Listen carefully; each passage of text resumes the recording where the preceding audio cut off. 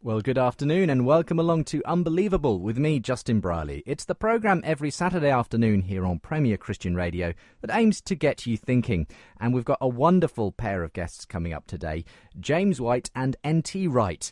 They're going to be talking about justification, a special programme today that I know a number of people have been looking forward to since I announced it last week. But before we get their full introductions and get into today's programme, can I tell you that Unbelievable the Conference 2013 is coming on Saturday the 25th of May. It's a conference for anyone interested in apologetics, evangelism, theology, thinking through your faith and how to present it rationally, reasonably to other people. It is, I would say, the major apologetics event of the year in central London. So if you can come along on Saturday the 25th of May, why not register your interest now? We've got a website up and running. Go to premier.org.uk/Jesus. That's premier.org.uk/Jesus. Why Jesus? Well, because of the theme of the conference. Unbelievable the Conference 2013. Jesus, liar, lunatic, legend, or Lord. And as you might be able to tell if you are into apologetics, a little bit of a reference to the Lewis trilemma, C.S. Lewis's trilemma, or I've added another category there, because we are talking about Jesus.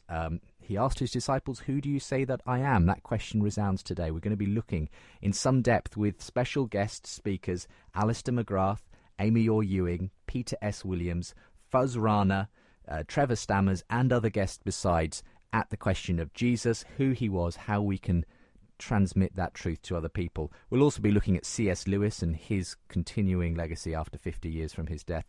And also, Faith on the Front will be tackling some of those controversial ethical issues like abortion, euthanasia, what science has to say. So, if you can join us, I'd love to see you there. It is always a fantastic thing. This is the third year we've been running it. Saturday the 25th of May, 2013, in central London.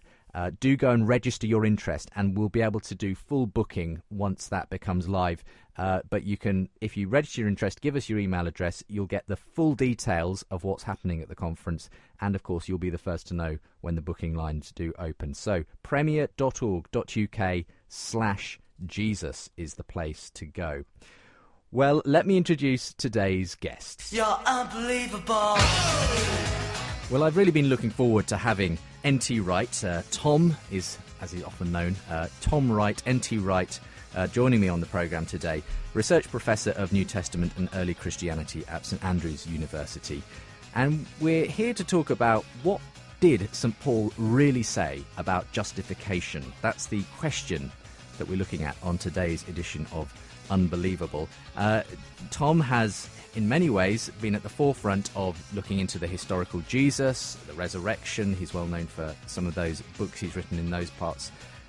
Also, the nature of Paul and Paul's writing has been a major focus in the last few years. He's got a new book coming out later in the year, Paul and the Faithfulness of God. And a lot of the arguments, though, that have been raging in the academic world, in the theological world, have been to do with what he wrote about the nature of justification, that what's sometimes called the new perspective. So we're going to get to all that. Also on the programme, joining me today, a show regular, he's been on a number of times before, James White joins me, director of Alpha and Omega Ministries out in Arizona in the States. He's himself is a Bible scholar, and he's part of what you would call generally the Reformed tradition. He's a Calvinist. What does that mean, though, when it comes to this debate? Why particularly have some of the more influential voices in that world? John Piper is a specific example. Today, we're talking about justification. Welcome along, Tom, to the programme. Thank you very much. Good to be with you. Well, as I say, I've long wanted to have you on. So when I saw that there was a possibility of you coming in, I thought, let's nab him. Let's collar him at last. We're going to go with Tom, but N.T. Wright is how many people will know you as an author. Yes. You seem to be able to produce more books than I've had hot dinners. What is the secret to your prolific output, Tom? There's no secret. It's simply I spent the first 20 years of my adult life doing a lot of reading, studying, praying, thinking, discussing. And sometime around just when I turned 40, I thought, I've been doing this a long time. It's time I started writing some of it down. And happily, the whole word processing thing had taken off, and I find I can use computers. I can write very fast. And so in a sense, I was planting a lot of seeds for 20 years, which have then, in the last 20 years, been bearing fruit. They certainly have. And many people would see you as at the forefront of modern scholarship, especially around the person of Paul. But at the same time, doing anything new often means that people will disagree with your theses. Sure. Not least, as I mentioned, people like out in the States, John Piper. But what is it exactly that you've said, if you can condense it into a nutshell, that has got people both very interested but also some people rather sceptical? It's hard to say one thing, because there's 3 or 4 different things which kind of rush together at a certain point. For instance, one of the things that I and many others have become convinced is that many first century Jews really were living out of a long story which goes back to Daniel 9, which says that there is a sense in which the exile hasn't finished yet, and that God needs to do something new which will finish it. It's based in Daniel 9. And for many people that's very scary, the idea of a continuous story which is now reaching fulfillment. That's not how they've seen Paul at all. But then at a quite different level, it's to do with what did first century Jews really believe that they were doing when they were keeping the law. Were they earning favor with God or something like that? And in a sense, yes, they were. In a sense, no, they weren't. And my real problem is that I think I have glimpsed in the first century a sense that they are much more concerned, as Jesus himself was, with God's kingdom come on earth as in heaven, and Western Christianity has been concerned with how to leave earth and go to heaven, and the justification debates have often been framed in that latter context. And so when I've said, no, actually this is about new creation, it's about resurrection, it's about God's new world, and how you tell in the present who is going to be part of God's new world, people get very scared. And so it's a combination of several different things, as well as particular texts which have been favourites for exegetes and preachers, and which, when I've looked at them, some of them, I've said, looks to me really as though that doesn't mean what we all thought it meant. And then that is very upsetting for people, naturally, I understand that. Well, this is what drives you, isn't it? Going back to the text, going back to the background of the context of those texts. And in this debate that we're having today about justification, your feeling is that very often people are looking to the sort of debates in the medieval church more than the debates that were going on in Paul's day. Yes. Without wishing to be picky, let me just pick you up. This isn't something I feel, it's something I think. This is a major problem in contemporary discourse, that we say feel when we mean think. So sorry about that. No, anyway, it's fine. But no, I think that the way that the reformers were addressing the question came to them naturally from the 14th and 15th century, from the theories of justification of the Latin Justitia, which was very powerful and prevalent in the medieval church. And the way I say it as a sort of shorthand is that the reformers were doing their best to give biblical answers to the wrong questions, or at least not entirely the wrong questions, but at least questions that were significantly flawed. And I'm really interested in getting back and saying, what were the questions that were out there in the first century that Paul was giving his answers to? And part of the trick here is to see how the whole of Paul's letters fit together. In other words, you can't stop Romans 3 at verse 26. You can't omit Romans 9 to 11. You can't pull apart bits of Galatians 3 and just concentrate on verses 10 to 14 and forget other bits, and so on and so on. So I'm really concerned about the whole flow of each letter. I have a sense that if Luther and Calvin were listening to that claim, they would say, yeah, that's the thing you have to do, go for it. They might disagree how I did it, but that's my agenda, is to go back to the text and get it right. I know you've got another, well, your opus magnum, really, if that's the right word, is coming out later in the year. That's the big volume on Paul. And so we look forward to that, where you'll presumably be giving people even more cause to potentially find fault with the... yes, millions of hostages to fortune there, but hopefully also some evidences and answers as to what's going on. So we'll lay out exactly what you say about the way Paul really means justification, what he really meant when he used that word. Before we get to laying that case out, let's introduce our other guest for today's programme. That is, of course, James White. James, no stranger to this programme. Last on, I think, James, talking with a Muslim guest in the light of stuff going on around the film of the Prophet Muhammad and so on. You're coming back to these shores soon, I think, aren't you, to do a few more discussions, debates and talks? Actually, I'll be in Dublin at the end of this month, at Trinity College and UCD, I believe, both two different nights discussing the Quran as the Word of God with some Muslim representatives there. So just a couple of weeks, but I won't actually be getting to London at that point. I'll be teaching in Berlin in June, so I may get through London at that point. We'll see. It's still sort of up in the air. Oh, great stuff. Well, if you're in the Ireland area or can make it over there, do check out the details. And, of course, details for both my guests and their websites with the podcast of today's programme. That's premier.org.uk/unbelievable. James, thank you so much for coming on today. We should say from the outset, you haven't had much time to prepare for this. I asked you at very late notice once I'd found Tom was coming in and so on. So with that sort of addendum, tell us a little bit about what you've made of Tom's work as you've interacted with it over the years. Well, yeah, I did want to contrast when I debated John Dominic Crossan, an incredibly intelligent man. I had 6 months to immerse myself in his lectures and books, his autobiography and everything else. 70 hours, not quite the same thing. But actually, the New Perspective was a focus of my studies back around 2003 to 2005.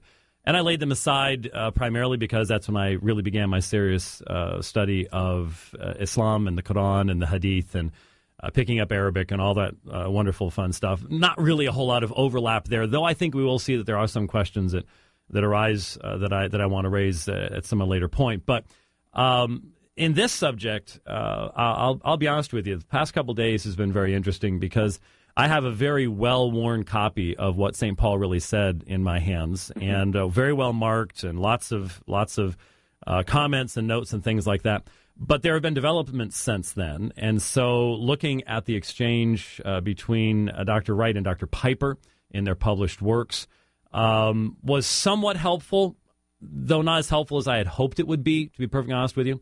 And so I'm going to ask, and again, I was just raised in such a way that you use honorific titles. So the Right Reverend Dr. Bishop, I don't know what terms we should use there, but Just call me Tom. just grates against Matt Bring. But anyways, what I found, and I'd like to ask if this would be really representational of where Tom feels himself to be today, is your Jets article from March of 2011. That's about as close as I can get. Oh, okay. A Justification, Yesterday, Today, and Forever. Would that...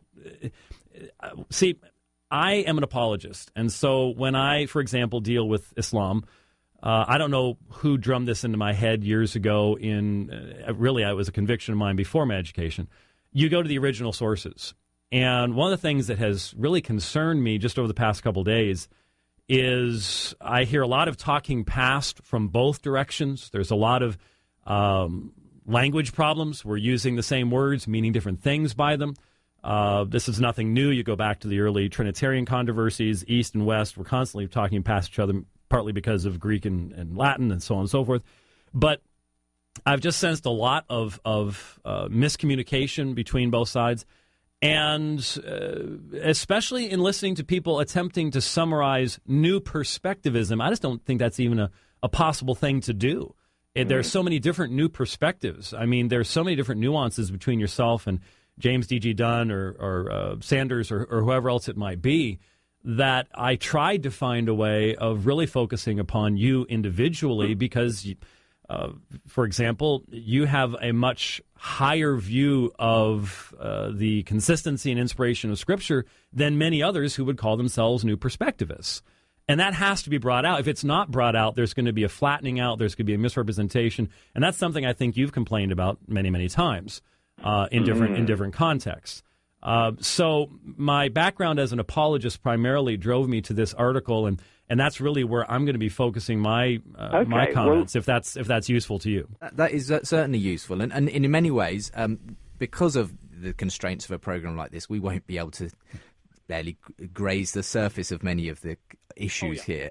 But what we will hopefully do is lay out the perspective on justification, allow you some time to make some critiques, ask some questions, yourself, James, and see what Tom has to say in response, and let people go away and look up more things if they Absolutely.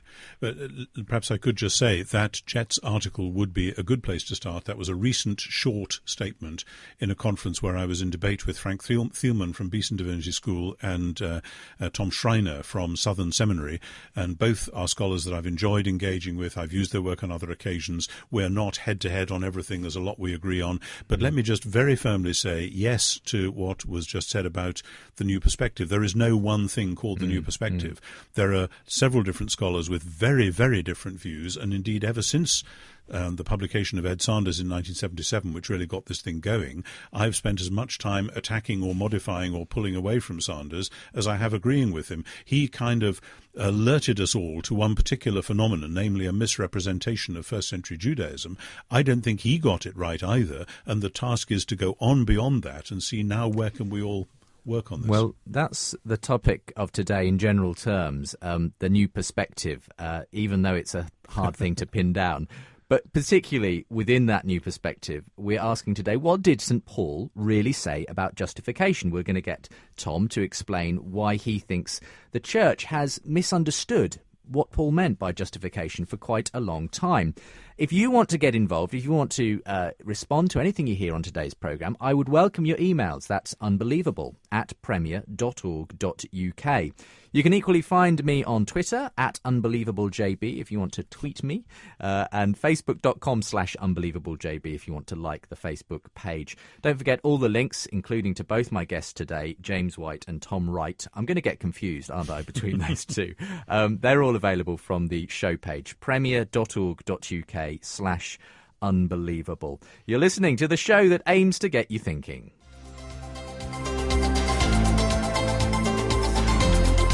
Unbelievable with Justin Brierley. So, coming back to you then, Tom, and then we'll allow James to sort of start to question you on this. In a nutshell... I knew you were going to say that. You knew I was going to. What did St. Paul really say about justification? What have we often assumed he was saying, and what do you think he actually said?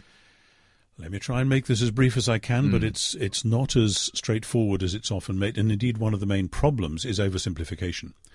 I am committed to understanding each of the biblical texts in their proper context and in trying to say what do they specifically have to say. Galatians is the first major statement. And in Galatians, Paul is really concerned about the fact that you do not have to become physically Jewish by males getting circumcised in order to belong to the covenant people of God. However, ever since the medieval period, didn't start with Martin Luther, people pulled away from the idea of the covenant people, the people of Abraham. That wasn't what the Middle Ages wanted to know about. They wanted to know, how do I go to heaven? And so they took Paul's arguments about belonging to the historic people of God, the children of Abraham, and they translated that into language about going to heaven, which actually Galatians doesn't have anything to say about, doesn't mention salvation, certainly doesn't mention all that dimension that is now so familiar to us. And so there's been a major misunderstanding there. It's about how we know that all those who believe in Jesus are right now members of the same family at the same table. This is not something other than forgiveness of sins, etc., because in order to create this family out of a sinful humanity, God has to deal with their sin, but the emphasis of Galatians and of what the language of justification is of people coming into that family.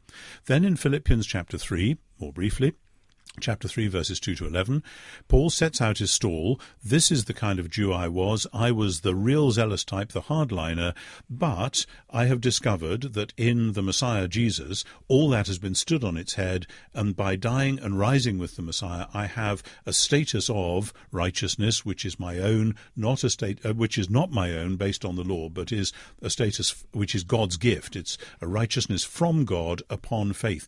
here again, it's about covenant membership. There's nothing in Philippians 3, 2-11 about sin and being forgiven. Now, that's really important. We have to do justice to that. When Paul expands that language in Romans, he expands it by using the law court language, which goes with justification as well, in a way which he doesn't in Galatians and Philippians. And in the law court, there are two different things going on. I'll be as quick and brief as I can about this, but it really is quite tricky.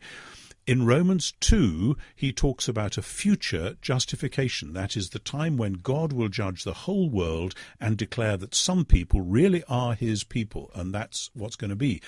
There's a line from that in the letter which goes all the way to chapter 8 when he says there is no condemnation for those who are in Christ Jesus, and at the end it is God who justifies, who is to condemn. So the line from Romans 2 to Romans 8 is all about the ultimate future justification. Then in Romans 3, he describes how the verdict which will be announced on the future date is brought forwards into the present when someone believes in Jesus.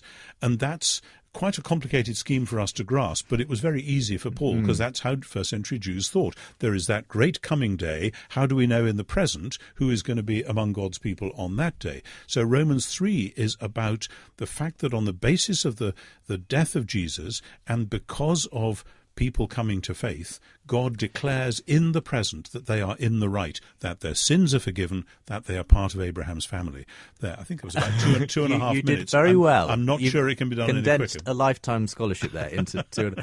I mean, if I can try and spell this out, and you will have to correct me, but can we say that justification then, as far as Paul was concerned, is about membership more than personal salvation, if you like? This is precisely the either-or that we have to avoid. Okay. Because the membership question is the membership in the family of Abraham, and the purpose of Abraham's family was to undo the sin of Adam. That is the huge thing which, once you put that in the middle of the picture, everything becomes clear. Why do you want to belong to the family of Abraham, for goodness sake? Answer, because they are the people in whom the Adamic entail of sin and death has been dealt with. So it's got to be both.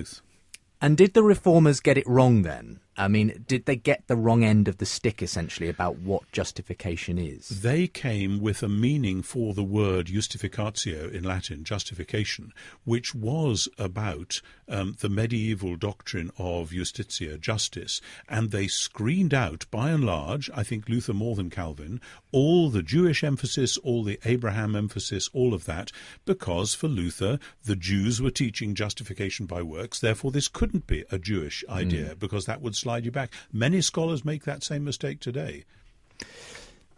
Now, we'll get James to respond to this, but again, a lot of people seem worried that you're somehow undermining the we're saved by grace, because many people have said when Paul talks about his past life as a Jew, a law-keeping Jew, that says to us today that you're not going to get to heaven by your good works.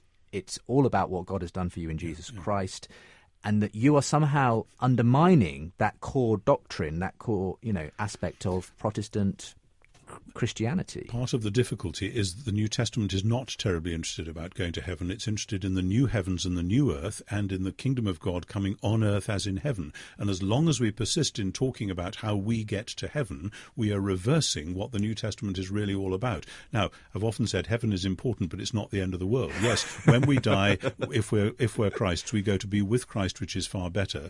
But actually, this isn't a separate discussion. This affects how you talk about present justification in terms of how you see the future. All right. Well, we've had it spelled out there. James, just some initial thoughts. What are your main concerns with the way Tom, the News Perspective, deal with this issue of justification? Well, what's fascinating to me is, as I approach this, just a word from my own experience. When I was in seminary, again, because I had this go to the original sources, I found a local Christian bookstore. I personally purchased the Mishnah and the Encino Talmud. This is back before you could do that electronically anyways. And I have always recognized that there was a spectrum of Jewish belief. I think one of the issues that has to be addressed, and one of the reasons this is such a complex issue, is because there's so many underlying issues in regards to Tannaitic Judaism and what did Second Temple Jews believe. And, of course, there are all sorts of different kinds of perspectives amongst them and all the rest of this stuff. But I've just never been in a position where, like I guess, as Tom would put it, certain, especially Lutherans, would view it, where I viewed the Jews in this monolithic, pull yourself up by your bootstraps mode anyways. It was just never how I've understood it. And in the best of Reformed theology, you have union with Christ, you have the covenant of grace, you have justification having its proper place in the midst of all of this. And it just seems to me that the things that I hear in, especially in Tom's presentation, that resonate with me and that I see as being biblical, I already had. I don't think that it's addressed to me because I didn't view it in that way. And the questions that then come up, though, that many people have repeated over and over again, has to do with this. What is the grounds and the basis of my standing before God, and does that change between now and the future? In other words, when you say that justification is primarily an ecclesiology issue, who's in, how can we know now? What is the grounds that I have as an individual in having peace with God? In however we understand Romans 4, and this would be one of the issues, I don't know if we're going to be able to get to it, but Tom's understanding of Romans 4:1, he will have to admit, is outside the normal range of exegesis there. Same with 2 Corinthians 5:21, Romans 10, and how we understand some of the things there. There's some issues we can get into there, and that's where it becomes somewhat complicated. But how do we know? Not just from the external sense of how do we know who's in the covenant now, but the big issue that there's a lot of concern about is when we get to the end. And Tom says that the final declaration of justification will be based upon the life lived. The issue of based upon, according to, these are all issues that the people become very uncomfortable with.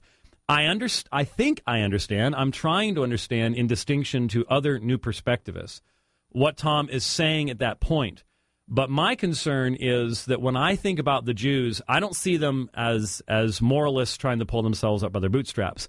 But I do see, and I can't see how Paul can be read in any other way than speaking of a synergistic righteousness on their part. That's the new perspective, even as Tom enunciates it, I don't see how it closes the door on that synergism. And in fact, maybe one of the things that we can bring out... Just explain what you mean by synergistic. What I mean by that is, as I see what the Jews were saying, and as I see Paul's concern, it's not just, and the thing I appreciate about what Tom Wright is saying is, there is clearly a national and ethnic aspect to their concerns. But I don't think it's just that, because a person who would, for example, limit God's blessings to just our ethnic group, that doesn't speak well of their entire moral character. And clearly, when we read Matthew, when we read all that Paul says, there was an ethical and moral aspect to what the Jews were saying as well. And so the kind of law-keeping that they were doing partook of both of these aspects, and hence the meritorious standing before God comes from their fulfillment of these things. It's both ethical and moral. And I don't know how the new perspective, or at least let's leave that terminology aside, how Tom's position, in light of his statement that the final verdict of justification was based upon the life lived, how it can close the door on that cooperation where you have a mixture of God's gracious extension of the covenant and bringing people into the covenant graciously and all those things. But you see, the issue of the Reformation was not the necessity of grace. I mean, the Council of Trent condemned anyone who said that you can be saved apart from God's grace. The issue of the Reformation has never been the necessity of grace. The issue of the Reformation has always been the sufficiency of grace. And that's really where the issue is. The discomfort exists, shall we say. It also, by the way, I've just got to mention this, and I'll just throw it out there because we're going to have to cover it later. Also, the issue of grounds touches on the issue of imputation, and imputation has to be discussed a little bit later on. We will talk about imputation. We're right now going to go to a break. It's already time for our first break, believe it or not, and then we'll let Tom respond to some of James's concerns there. We're talking about St. Paul and what he really said about justification. My special guest with me in studio today is Professor N.T. Wright, Tom, as he's also known, Tom Wright, Research Professor of New Testament and Early Christianity, the Early Church at St. Andrews University, author of many, many books. And, of course, this issue has been one that he's written on a few times. Well, James White, Director of Alpha and Omega Ministries, is on the line from the States, and we're getting their conversation on this whole area of what Paul really meant about justification. Come back in a couple of minutes' time, and we'll be continuing. Welcome back to Unbelievable with me, Justin Brierley. Back into our discussion between N.T. Wright and James White in just a moment's time. Just a quick reminder that you can now register your interest to attend Unbelievable, the Conference 2013, Jesus, Liar, Lunatic, Legend, or Lord, happening on Saturday the 25th of May. Just visit the website premier.org.uk/Jesus and you can leave your email address with us. You'll get in return the full details of the conference, what the seminars are, who's going to be speaking about what, and of course you'll be the first to know once you can finalise your booking. premier.org.uk/Jesus is the place to go. We're going to be joined by some amazing speakers. Alistair Mcgrath, one of the world's frankly foremost theologians and apologists, Professor of Theology, Ministry and Education at King's College London. Amy Orr Ewing travels the world as a speaker and trainer for RZIM. Fazal Rana, Fuzz to his friends, Executive Vice President of Research and Apologetics at Reasons to Believe. Peter S. Williams, Christian philosopher. Dr. Trevor Stammers, over 30 years of experience as a practicing GP, former head of the Christian Medical Fellowship. Find out more, premier.org.uk/Jesus. You won't want to miss that. Let's get back into today's discussion. You're listening to Unbelievable on Premier Christian Radio. Tom, so we heard James in that section laying out some of his concerns, and essentially what it sounded to me like is he is worried that you are getting away from the fact that Paul was also talking about works righteousness and the idea that there was some kind of issue he was addressing around people trying to earn their way and so on. He talked about this synergy that exists. So he's saying it's both and. He's not denying everything you're saying, but he's saying... Yeah. Let me first say I'm delighted and not surprised, because I know that James is a Reformed theologian. I've often said that if the predominant mood of Pauline scholarship had been Reformed rather than Lutheran, the new perspective would not have been necessary, because that would have been what we'd all believed. In other words, it's a positive view of Judaism, a positive view of God giving the law to Moses, a positive view of the covenant which is now fulfilled, rather than, as with Lutheranism and some other schemes, a negative view, that was a bad thing, the wrong sort of religion, and Paul has blown it away. So James and I are clearly on the same page here, and actually this conversation is an inner Reformed conversation rather than other sorts. Anglicanism classically is a variety of Reformed theology. Not everyone knows that, but there it is. It's also other things. The real issue here is Scripture. For me, as for the Reformers, sola scriptura is the watchword. And what really worries me about the importation of medieval categories like synergism, which is not something that's discussed in the Bible, is that it then strikes out certain bits of the Bible, and I'm committed to not striking out those bits of the Bible. And I'm thinking of Romans 2, where Paul says he will give to everyone according to his works. To those who by patience in well-doing seek for glory and honour and immortality, he will give eternal life. And he emphasises that glory and honour and peace for everyone who does good, the Jew first and also the Greek.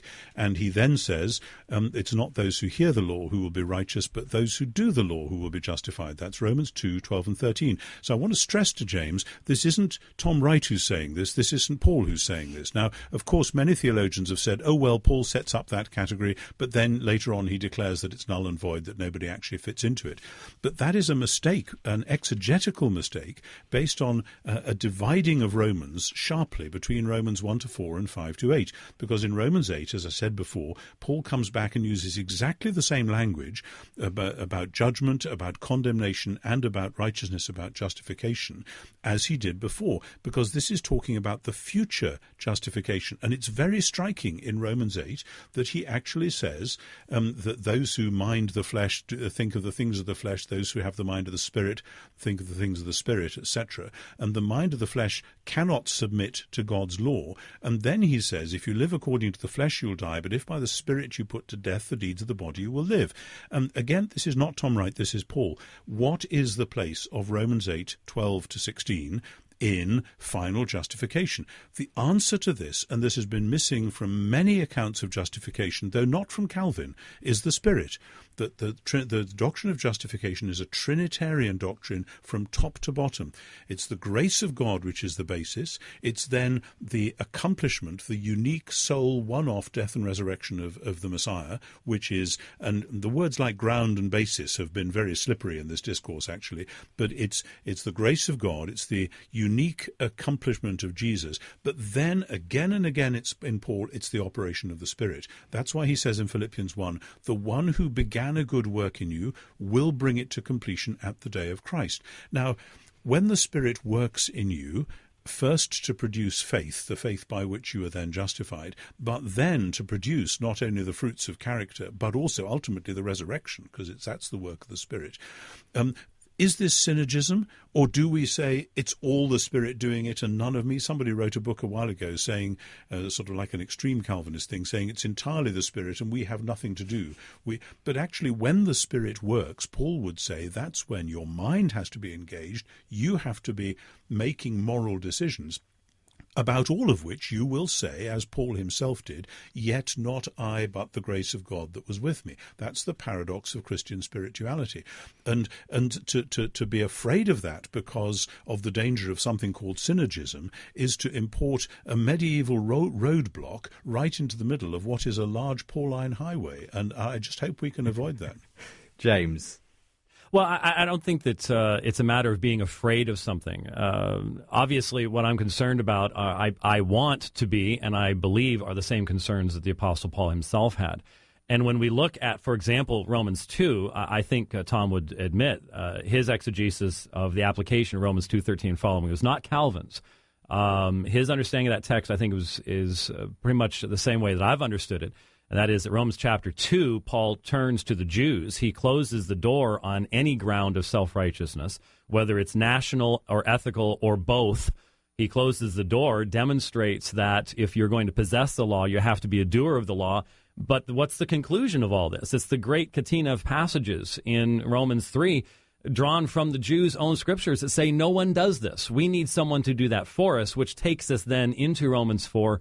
And you have one of the major areas, and this is one of the things, I'm just going to lay it out. There's no way in the amount of time we have we can even try to talk about the issues of Romans 4:1, or I do hope we can talk about 2 Corinthians 5:21 if we can at least talk about it briefly to try to throw these things out so that people can look at these things. But he goes into Romans chapter 4, and he talks about Abraham. And there's a very different way of reading that Tom would present in his commentary on Romans that basically says, well, does this mean that we have Abraham as our forefather according to the flesh in a covenantal sense? The vast majority of interpreters have understood this in a very different way, and that is, what did our forefather Abraham discover according to the flesh, and specifically the assertion that even Abraham, righteous Abraham, why was he righteous? Well, Genesis 15, most signal important passage on justification in the New Testament. How was Abraham justified? He was justified by faith. And then the contrast is drawn between the kind of faith that justifies, the kind of faith that does not justify, specifically in contrasting to the one who works. His reward is not reckoned according to grace, but as what is owed to him, categories of debt.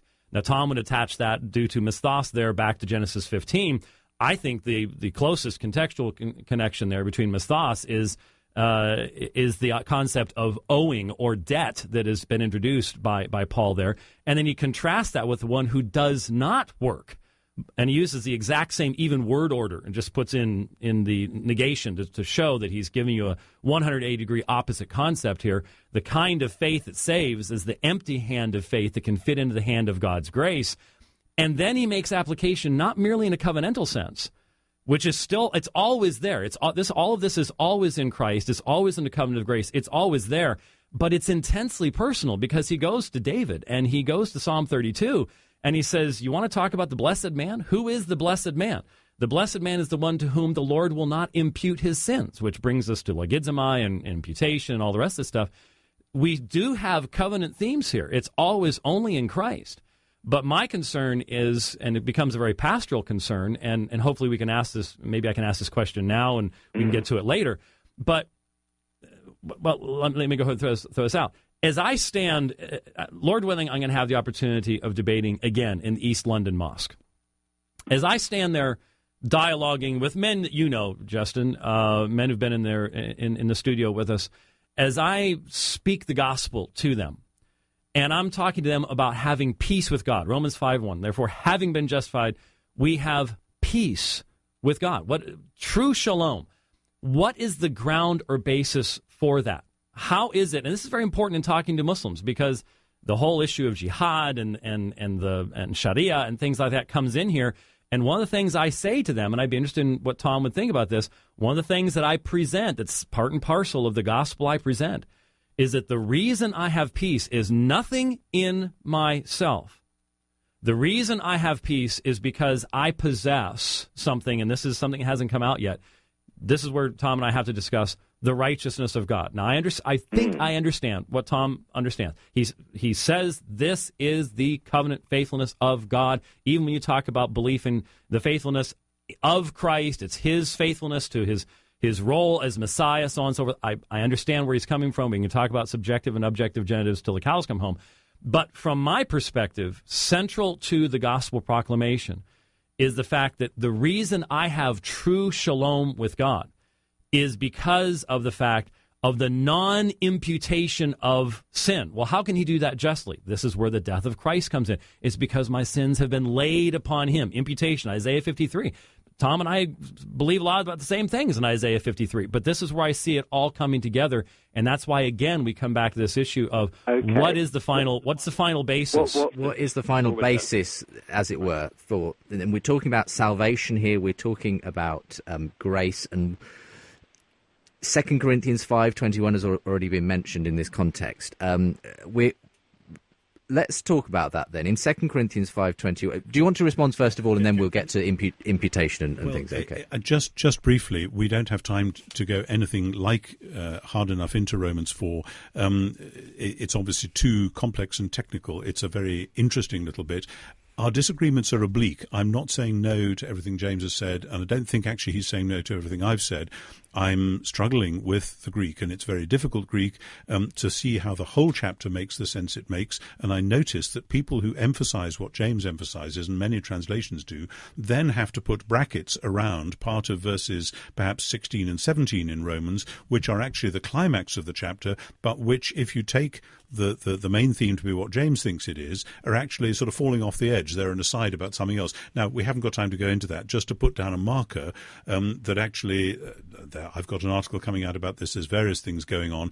But I really do want to go back to Romans 2 because all sorts of things happen there which are normally swept aside in exactly the way James did by saying, oh, well, you go to the Catena in chapter 3, which shows that, in fact, nobody ever makes this. But actually, in Romans 2:25 to 29, Paul sets up in advance a category of Gentiles who keep the law, the people who are by nature uncircumcised but who fulfill the law, and they will judge you, the Jew who has the letter but breaks the law. Paul is clearly here talking about Christian Gentiles who in some sense or other keep the law. Now, this is a tease. Paul hasn't told us how they keep the law, and he teases us again at the end of Romans 3 when he talks about the law of faith. He does it again in Romans 8 when he talks about the mind of the flesh doesn't submit to the law, but the mind of the Spirit by implication does. It's only when we get to Romans 10 that we discover he has redefined what he means by keeping the law,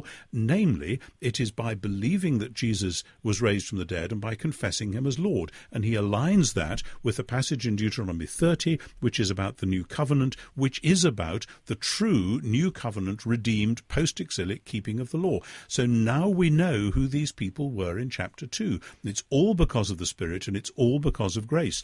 And so at the end of the day, yes, if anyone thinks I was saved by grace to begin with, but now I have to do a bit of working on myself on the side, of course that's absurd. That's like taking a ladder into a lift or into an elevator, as the Americans would say, so that while the lift is going up, you can do some climbing yourself. That's utterly ridiculous. Why would you want to do that? But actually, when the Spirit works, we are caught up in that mysteriously. And Paul says, I worked harder than them all, yet it was not I, but the grace of God. It seems to me that is exactly the sort of statement that we expect people to make. As for the pastoral implications, yes, of course, if somebody says, how can I know peace with God? I'll say, cling onto the cross where Jesus died for you, and he took your sin, and you keep your eyes on the cross and you won't go wrong. And then you will find that you are standing on resurrection ground. But what is imputed in Paul is not righteousness, but according to Romans 6, the death and resurrection of Jesus. Well, let's talk about imputation, righteousness and so forth. Just before we get to that, if you're listening and you'd like to respond yourself to either James or Tom on today's programme, then the email address is unbelievable@premier.org.uk. Do check us out online as well, where you can find links to the Facebook and Twitter account and indeed links to both my guests today. premier.org.uk/unbelievable. premier.org.uk/unbelievable. This is the show that aims to get you thinking. Quite high-level theology going on. I'm just about keeping abreast of what's happening. I'm desperately sort of, doing my doggy paddle while these guys are sort of doing front crawl down the straits of the New Testament. But it's funny. I don't think I've had anyone. You probably do this, James, but Tom's here reading as though he's reading from an English Bible. He's actually got a Greek Bible in front of him, but just translating on the go as we go. But well, Justin, I really do hope. I hope there's synergy, shall we say, on the program today, because honestly, this issue is so vital and so important, and unfortunately, I do think there's a lot of talking past, and I think there's a lot of excess. Really on both sides. In fact, Tom, I'll just have to tell you, I read John's book and I read yours, and I'm not a geocentrist, and I suppose now you're gonna have to explain that. I shouldn't have done that, but no, never mind. But you know what I mean, yes, and I hope you can hear that I am. One of the things that John Dominic Crossan really appreciated about our debate was I spent 6 months listening to him, and he could tell that. And as a result, it was one of the best debates we ever had. That's not happening enough here, and partly because you are touching a live wire. You're touching something, and my suggestion to you, Tom, would be that you don't describe it as fear on our part, as if we are just. There are people who have a knee-jerk reaction. I understand that, and I understand being in your shoes. You've gotten a lot of people attributing things to you that you then say that's not what I believe because they're not hearing you. I understand all of that, but at the same time. From my perspective, if it's helpful to you, I'm hearing you saying certain things like, well, low-level Protestant interpretation or fear of these things or really questioning our commitment to sola scriptura, and that's what raises some of the hackles. Some of the hackles. It really does. I understand. We need to make sure we're being fair to each side in this discussion. We try to do that on the programme. If you want to find out more, as I say, do follow the links to both James and Tom's material. This is Unbelievable, the show that aims to get you thinking. Unbelievable with Justin Brierley. So coming back, gentlemen, let's talk about imputation righteousness. 2 Corinthians chapter 5, verse 21 has these famous words. This is, I think, from the NIV. God made him who had no sin to be sin for us. Why are you looking askance at the NIV there, Tom? Because the NIV always gets Paul wrong by definition. I should have got Tom's translation with me, really, shouldn't I? But anyway, you can correct this.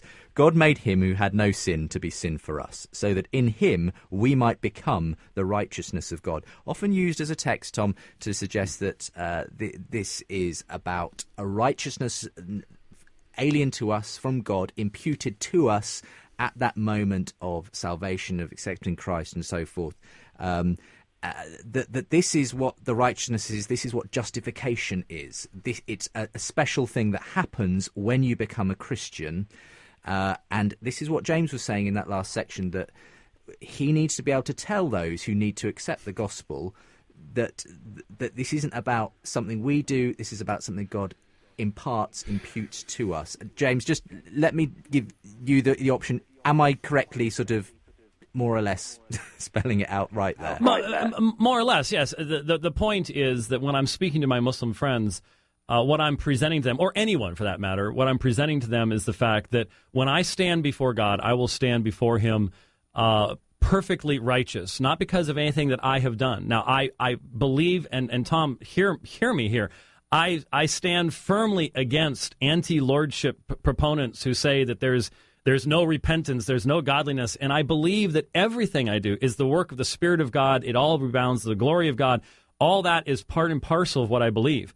But when they ask me, how is it that you continue to experience sin in your life and yet you have peace with God right now, the answer I give to them is because I possess the righteousness of God through faith in Jesus Christ, and that is why I have peace with God. That's okay. The issue.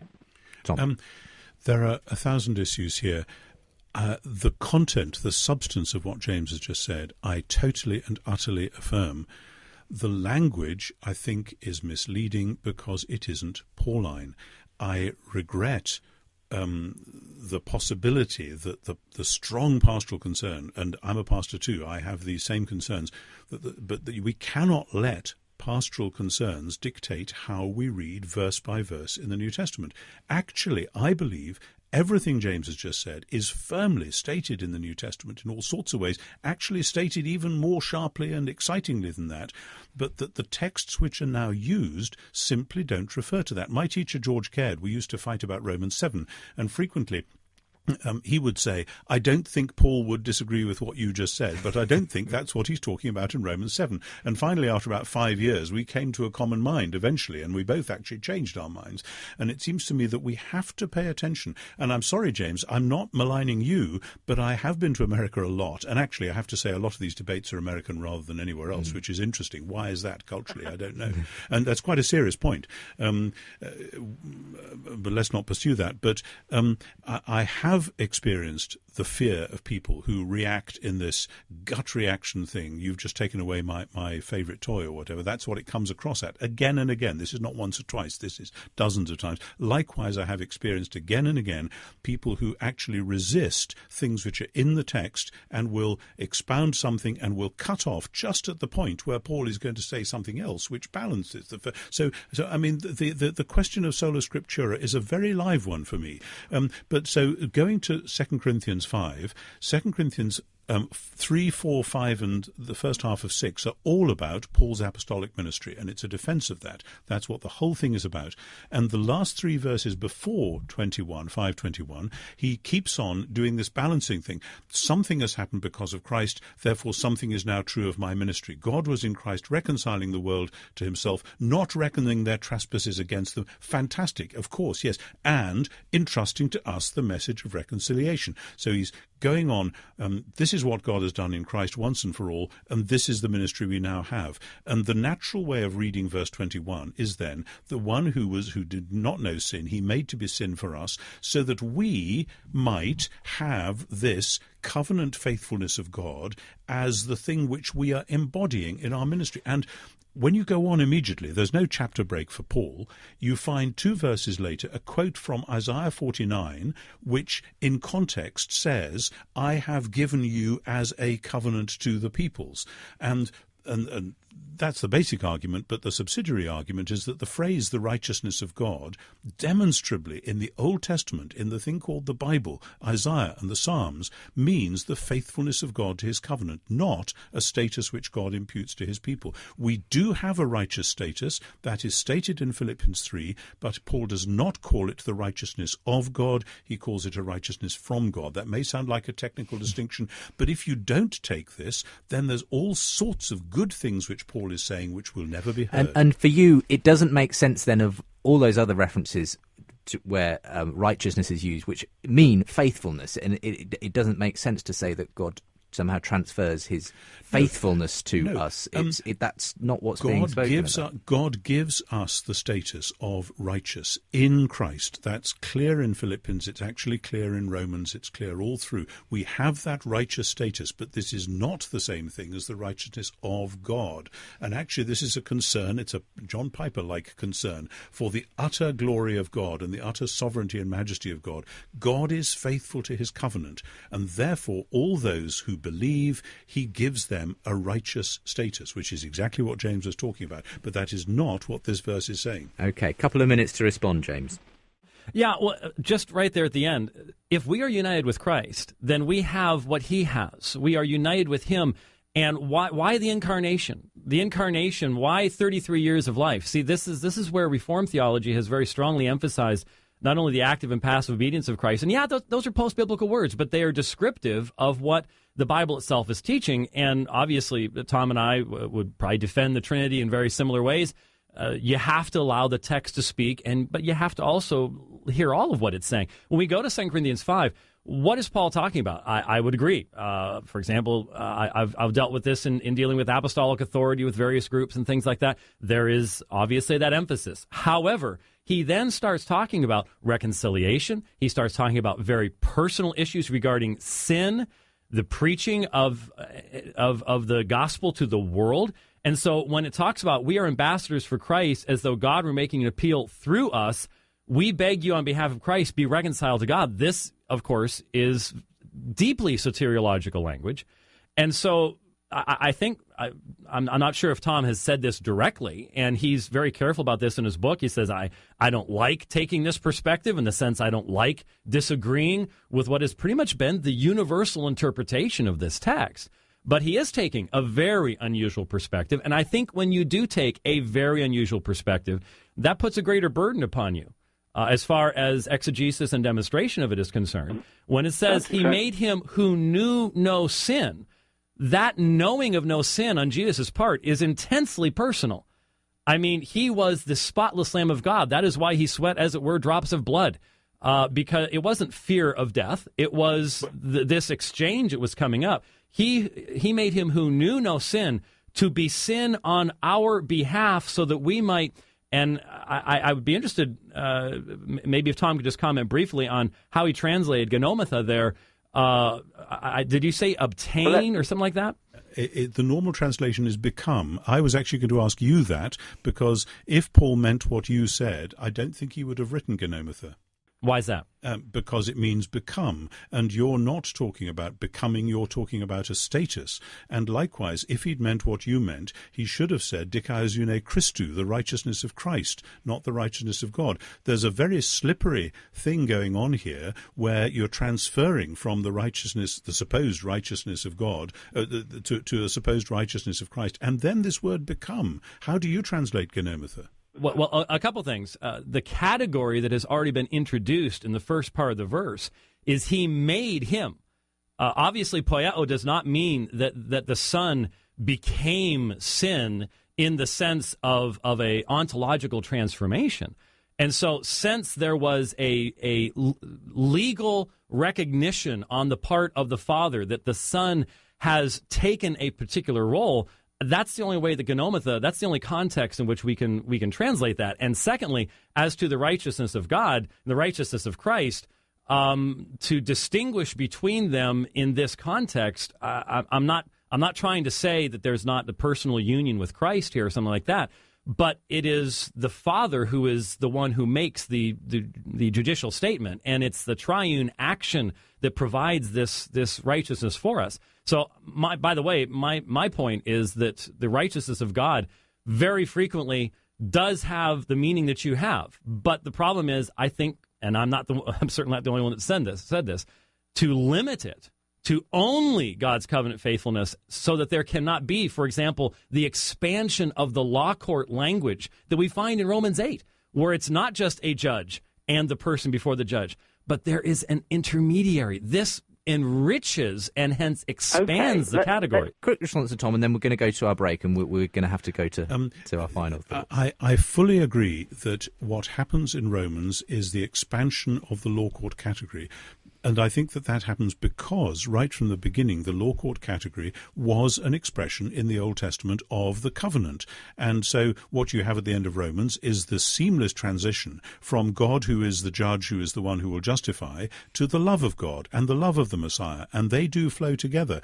I'm just very concerned, first, about the specific meaning of this phrase dikaizuno theou, which everywhere else in Paul and everywhere else in the Old Testament means what I just said it meant, but also about the resonances of that Isaiah 49 quote in Romans, 2 Corinthians 6:2, where Paul, as so often, quotes one verse but has the whole passage in mind, and the whole passage is about, as you would expect, because Paul is talking about ministry of the new covenant in 2 Corinthians 3 and throughout, that this is about God giving these apostles as covenant ministers, as a covenant to the people, a light to those in darkness and so on. So I suspect theologically we are just not that far apart. I'm really concerned that we commit ourselves to working at the exegesis in its detail as well as its broad sweep. We are going to have to go to a break, and we'll allow James to respond. We'll have some time for getting together our final...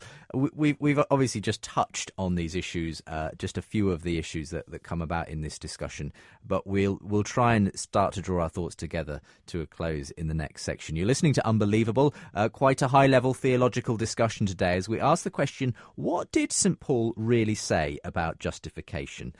My guests today, Professor N.T. Wright and James White, Director of Alpha and Omega Ministries. Come back in a short moment's time as we conclude today's programme. Welcome back to the third and final part of today's Unbelievable with me, Justin Brierley. It's the programme that aims to get you thinking, and we've got a conference that we've been running now for the last 2 or 3 years. It's the third edition of the conference this year, Saturday the 25th of May in central London. Hope you can join us for that, because we've got some fantastic speakers coming along. Alistair Mcgrath, who is, of course, a well-known theologian and apologist in his own right, scientist by background, debated number of high-profile atheists, best-selling author too. Amy Orr-Ewing also joins us. She's part of the Oxford Centre for Christian Apologetics. Wonderful speaker. Fuzz Rana from Reasons to Believe will be with us, a biochemist by background himself. Peter S. Williams, Christian philosopher, is there, and Dr. Trevor Stammers, who's a practicing GP, going to be talking about issues like abortion and euthanasia, and other guests too. Find out more and register your interest at premier.org.uk/Jesus.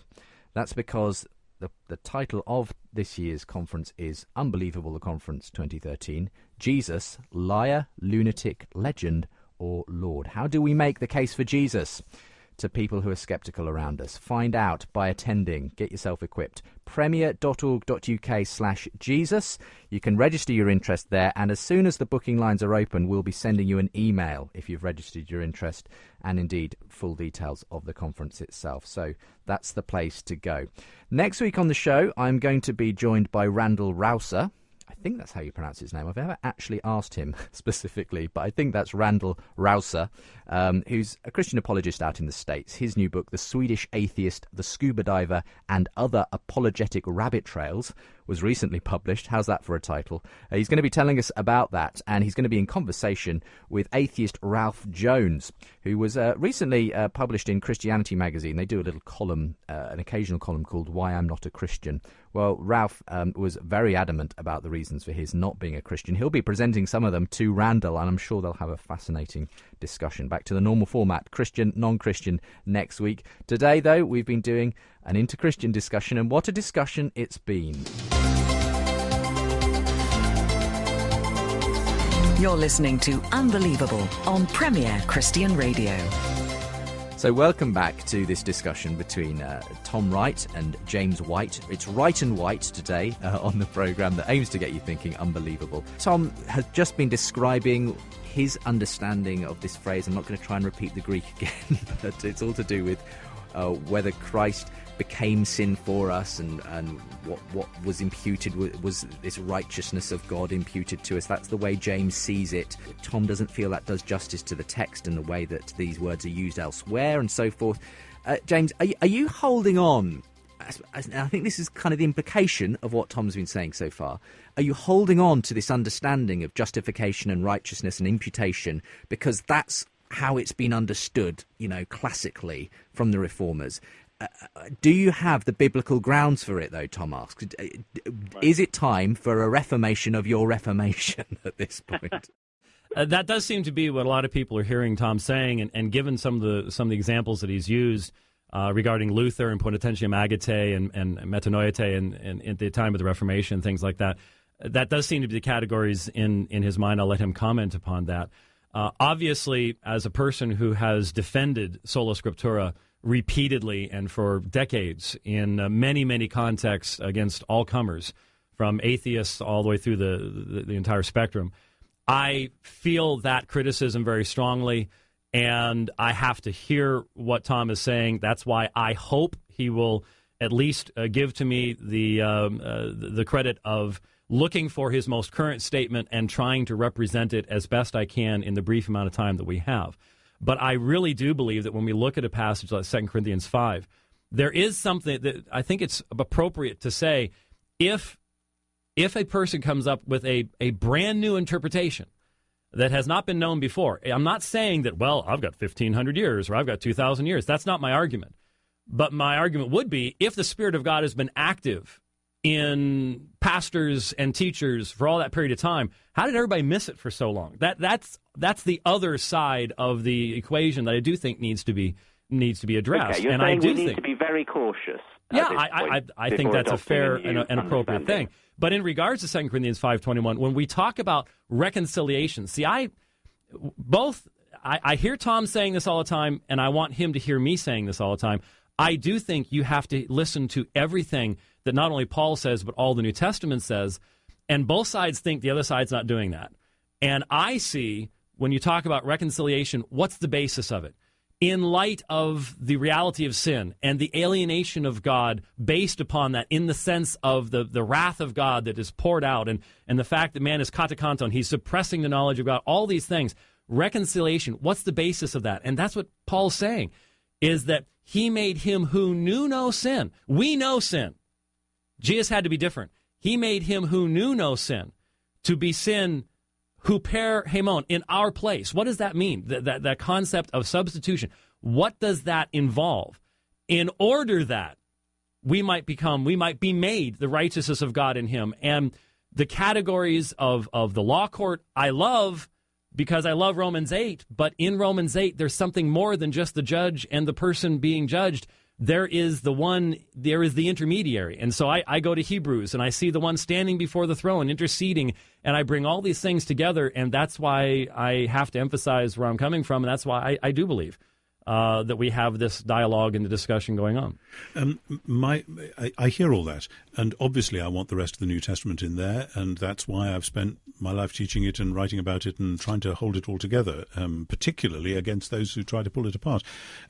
I do. I mean, James, you will forgive me for saying that it is still slightly amusing to hear somebody coming from where you're coming from saying that basically the tradition has spoken, and who do you think you are to bring this new idea? That's exactly what they said to Luther and Calvin in the 16th century. Now, I hear, of course, if it's different, let's argue it. I have argued millimetre by millimetre, and I hope you'll see in my most recent work that 2 Corinthians 5:21, I've gone into it line by line, and I think genometha doesn't mean be made, it means become.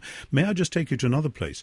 The place where Paul gives us the answer to the question that I think you're asking is Romans 6, verses, 9, 10, 11, but particularly 11. Likewise, you should reckon yourselves dead to sin and alive to God in the Messiah Jesus. This is the reckoning. This is the status. We reckon that because of Jesus, and yes, his substitutionary death, people have accused me of not believing in substitution. That's because they just haven't read what I've written, but I'm sure you wouldn't accuse me of that.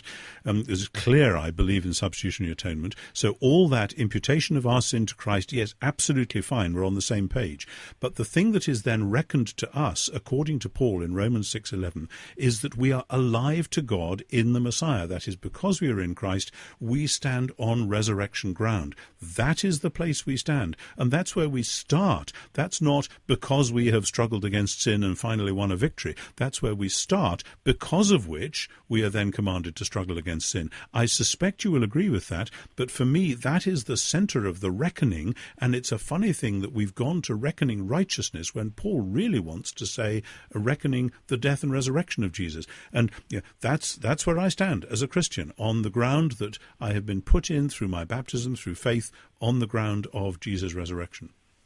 Well, let me just say, in response to the assertion that I'm saying, you're going against the grand tradition. That's not what I said. I tried to be very clear. I said, I think when we come up with a interpretation that's never been seen before after all this time, that there needs to be some examination of that. But I would never say that, the traditional interpretation is this, therefore you somehow can't be right about this. I'm not making that argument at all. I hear that. Can I just say, I do understand, though, why in the Western Church the interpretation I'm proposing has not been brought out at all, because the Western Church has been so stuck on the medieval language of justitia, justification, that it has seen that, misunderstood dikaiosune through the righteousness of God in, say, Romans 1:17 and Romans 3:21, and then has read that into 2 Corinthians. We have to read the whole thing, ironically, in the light of a fully biblical theology, i.e. Isaiah and the Psalms and so on. And if I could respond to Romans 6, I do see Romans 6 as the exhortation as a Christian in light of the person standing to reckon themselves as dead to sin. In other words, if this has happened, if this great transaction, as I would see it, has happened, then this is the fulfillment of what Jesus said. Deny yourself, take up your cross, join the death march. There has to be a ethical and moral response to a changed nature. If we have died to sin, we can no longer live therein. There's no question that is the message in the New Testament. But I think that a lot of folks are still frustrated because we still need to, I think, ask the question. And if I can get anything to come out of this that might be good along this lines, when you say, Tom, that the final statement of justification will be based upon the life lived, you say you could never live that life apart from grace. Okay, I hear that. You're saying it's all of grace. It's the work of the Spirit. The Spirit works within us to conform us to the image of Christ, to bring forth the fruits of righteousness. Again, everything that's a part of my Reformed tradition, God has a purpose in saving his people, and he is conforming those people to the image of Christ, and this is the essence of the new covenant. I will write my law upon their hearts. They will, from the least to the greatest, they will know me. All these things, part and parcel of what the New Testament teaches, we agree about that. But when you say at the end, the life lived, and you already raised the term basis, here's the question that everyone has, and that is, when you stand before a holy God and you talk about the life that you've lived, from your perspective, can you start along those lines and then lose that at some point down the road? Or what is that final basis? Is it a grace-inspired body of sanctifying work based on Romans 2 and saying, it's the life that's lived toward seeking after immortality? Could you address that? Because let's make this the final question, and we'll have to sort of start to conclude things. I understand the question, and as far as I'm concerned, when I think about, or if I take a funeral and think about it in relation to somebody else, or if I'm thinking about it in relation to me, this shall be all my plea, Jesus has lived, has died for me. All those hymns come back into their own. However, I also read in Romans 8, verses 12 and 7 through to 17, something very similar, actually, to what I read in Romans 2. And I read the same thing, and if anyone's listening to this who just wants to check out these passages, what does 2 Corinthians 5:10 mean? We must all stand before the judgment seat of Christ, that we may each receive what was done in the body, whether good or bad. What does Romans 14:10 mean, which says something very similar?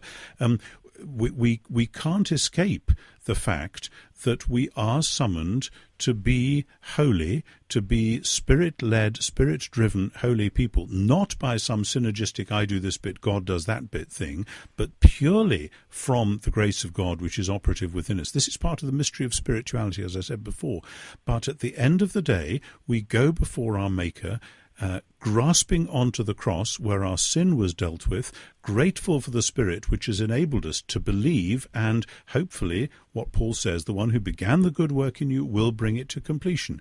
And when that happens, we don't say, here is something, by the way, that I've done on the side. We say, everything that has happened has been the work of God, the work of grace. And all I'm trying to do is to hold together these different statements of Scripture and not let one oust the other. James, thank you for joining us today. Do you just want to conclude with a few final words and we'll say goodbye? Well, yeah, I do think that is what both of us are trying to do. We want to hear all of Scripture. We're trying to hold it all together, and each one of us has our worldview, our system for doing that, and we need to be aware of what that system is. I just think that there is a real concern for a lot of folks, and I still continue to have a concern about the role that overriding presuppositions might have. We all have them. I recognize that. Tom Wright has them. Hopefully, we have at least gotten to the real issue here, and that is that we're talking about issues of what the righteousness of God means, what imputation means. And hopefully, as a result, there will be at least a little more clarity, maybe a little less of the anger and more of the real discussion that needs to be taking place in regards to this vitally important topic. Because, look, we have a world that is looking to us, and it's absolutely, it needs a clear message. It needs a very clear message. If you're listening and you're an atheist listener, lots of atheist listeners and agnostics listen to this program, Tom, they may be thinking, oh, Christianity is very complicated, isn't it? Goodness me. When it boils down to it, what is so important about this in the end when it comes to people's lives, God, how they live them? I want to say first, human life is complicated. Any look at any person, life is very complicated. However, there is an essential simplicity to it. And the simplicity at the heart of the Christian faith is simply Jesus.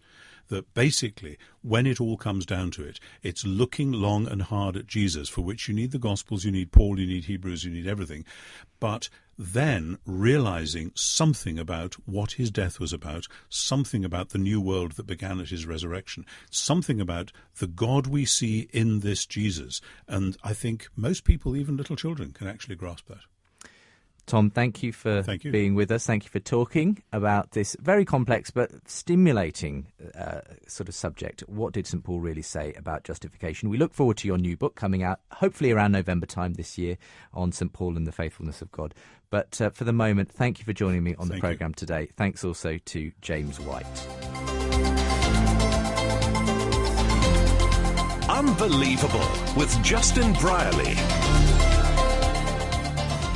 Well, as ever, if you want to get in touch and leave your thoughts on today's programme, why not get in touch by email in the first instance? That's unbelievable@premier.org.uk. You can call the phone line and leave a voicemail message that way if you're listening. 08456 52 52 52 and select the option for Unbelievable. Don't forget, I'm sure a lot of chat about this will be happening on the Unbelievable Facebook page and via Twitter. So if you want to follow on Twitter, it's @UnbelievableJB and facebook.com/UnbelievableJB for the programme page on Facebook. All the links and, of course, links to my guests, Tom Wright's material and indeed James White's Alpha and Omega Ministries from the website, from the podcast of this programme. You can find that at premier.org.uk/unbelievable. Links also there to the website we've just put up about our new conference coming up in May. Saturday the 25th of May is when Unbelievable the Conference 2013 takes place. I'd love to see you there. If you're interested in apologetics, defense of the faith, theology, evangelism, presenting the claims of Christ to skeptical people, then this is the conference for you. We're so pleased to be joined this year by Alistair Mcgrath. Alistair, of course, is at King's College London, where he's Professor of Theology there. A scientist by background, he has debated numerous high-profile atheists, author of best-selling books like The Dawkins Delusion. Amy Orr Ewing, another of our key speakers, travels the world as a speaker and trainer for ARZIM, as well as being involved in local church ministry with her husband Frog. She's now the curriculum director at the Oxford Centre for Christian Apologetics. Fuz Rana from Reasons to Believe joins us. They're partnering with us again in the conference this year. A biochemist by background, he became actually convinced from his scientific work that life requires a creator. who he found was revealed in Jesus Christ. Peter S. Williams, Christian philosopher, works with the Damaris Trust. Great speaker, published many books critiquing atheism, defending Christianity. He's going to be with us. Dr. Trevor Stammers is a practicing GP. His Christian faith has led him to refuse to personally refer women for abortion. He's a lecturer in bioethics at St Mary's University College, Twickenham, former chairman of the Christian Medical Fellowship. So a great range of speakers for this conference, and we're going to be looking at Jesus, whether we can trust the biblical account of Jesus, other issues. C.S. Lewis, 50 years on, his contribution to apologetics, how it can inspire us today. Faith on the front line, dealing with ethical issues, science, abortion, euthanasia. Full details can be yours if you go to the website and register your interest. And then we'll send you the full conference schedule, premier.org.uk/Jesus, because the conference title is Jesus, Liar, Lunatic, Legend, or Lord. And we'll send you the details, and as soon as the full booking becomes enabled, you will be sent a link for that as well. premier.org.uk/Jesus is the place to go. Before we run out of time, let me bring at least a couple of emails from people who have been getting in touch the last few weeks. This is Morgan in Tennessee, says, love the show. This is exactly what the first Christians did, which is interact with the ideas around them, not run into a corner and hide. Excellent work. Having said that, I would love to hear a show on the current Adam and Eve genetics debate. I've read a fair amount of material, and John Collins has a great book, as I'm sure you're aware, but how does one of his suggested views square with Acts 17? I know these scholars haven't overlooked the passage, but I've not seen it explained very well. Without looking at Acts 17 and the particular arguments you mentioned, Morgan, I am at a loss to tell you anything about that. But yes, it is something that I've been thinking we should do, and there may be an opportunity coming up to do something along the lines of genetics, Adam and Eve, and so forth. I think that is probably something in the pipeline for the next couple of months at some point. Thanks to Jay, who is an atheist, I believe, has emailed me quite a bit this week, actually, but wanted to say that he really enjoyed the Keith Ward and Arif Ahmed discussion from last week. Those were the Christian and atheist philosopher. They joined me for a discussion and debate in Cambridge. It was a Veritas event, and we heard the recording of that last week. You said, great exchange between two thoughtful, intelligent, compassionate men. You did a fine job in facilitation. I was excited that they touched on some of my comments on a previous email. Just to draw a sharp contrast between the two to illustrate my points from yesterday, I'm quite sure Arif doesn't believe that Keith will suffer in hell for all eternity for not taking his point of view. However, the scriptures are quite clear about Arif. This thinking about fellow human beings can only be offensive to those who don't believe. These are the views that underline fundamental Christian theology. We have a tendency now to downplay and sanitize this as Christians, but it is core to what they believe. You finish up by saying Arif clearly had the better of the debate. I felt these are tough issues that deserve discussion before we talk about the God of love and moral high ground and so on. So your concern seems to be that Christianity talks of a hell, and you feel that is fundamentally offensive to those who don't believe. Obviously, I don't know if you've listened to any of the discussions we've had about hell, Jay. I know you're a relatively new listener, having discovered the podcast. Different Christians obviously will maybe take a different view on what hell is. I can't speak exactly for what Keith Ward himself would actually say about that. And I doubt that he would probably say that Arif would suffer in hell for eternity for not taking his point of view, but I don't want to put words into his mouth. Thank you for getting in touch, though. Derek, another atheist, wants to comment on the story of a couple of weeks ago, the programme where we looked at the Sunday Assembly, what's sometimes been termed the atheist church. Sanderson Jones, one of the comedians who set it up, a meeting for atheists on a Sunday morning with songs and sort of sermon of sorts, says, I'd like to wish him all the best for the Sunday Assembly. Long may it continue, thrive, and form into a real community. On the same show, David Robertson, your Christian guest, talked dismissively of atheist baptism, so I'd like to inform listeners that there are humanist celebrants up and down the country who will carry out baby namings, as well as marriages and funerals. You can find out more on the British Humanist Association website. There are plenty of other places to go, says Derek. I think we should do a show that actually on Christian versus humanist sort of celebrants and, christening versus, I don't know, a naming ceremony, how a humanist does a funeral compared to a Christian and so forth. I think that would be an interesting show. Avril says, on the Atheist Church, great programme, enjoyed it very much, particularly David Robertson's remarks about churches in the past, i.e. social clubs, and today's often still the same. Strip God and Christ out, and what are you left with? Possibly not even a great social club compared to the Atheist Assembly. David Robertson hit the nail on the head when he mentioned what happens when suffering and pain are in your life. What about Christians, poor, persecuted, imprisoned, facing death for their belief and refusing to deny Christ? What does that say to us? If this Atheist Assembly does anything, I think it's a wake-up call for Christians. Again, thanks for the programme. Thank you very much, Avril, for listening. Glad you enjoyed it. That's all we've time for today, and so many other emails that I haven't got to in the last few weeks. So I'll try to leave more time next time, but you can understand if we went a bit over on today's show.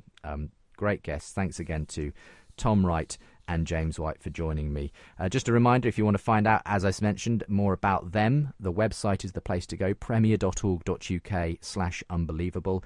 Equally, you'll find links there to the website that's gone up for you to look at what's happening at Unbelievable Conference 2013. Jesus, Liar, Lunatic, Legend, or Lord. Hope you can visit that, register your interest, and come back again at the same time next week. You're unbelievable. I'm going to be joined by Randall Rouser. He's Associate Professor of Historical Theology at Taylor Seminary in Edmonton, Canada. He's an apologist, and his new book, The Swedish Atheist, the Scuba Diver, and Other Apologetic Rabbit Trails, imagines a conversation between himself and an atheist. And fascinating reading it is too. We'll be finding out more about it, and he'll be in conversation with atheist, a very forthright atheist too, Ralph Jones. Come back for that same time next week. Until next week, I've been Justin Brierley, and I'll see you then.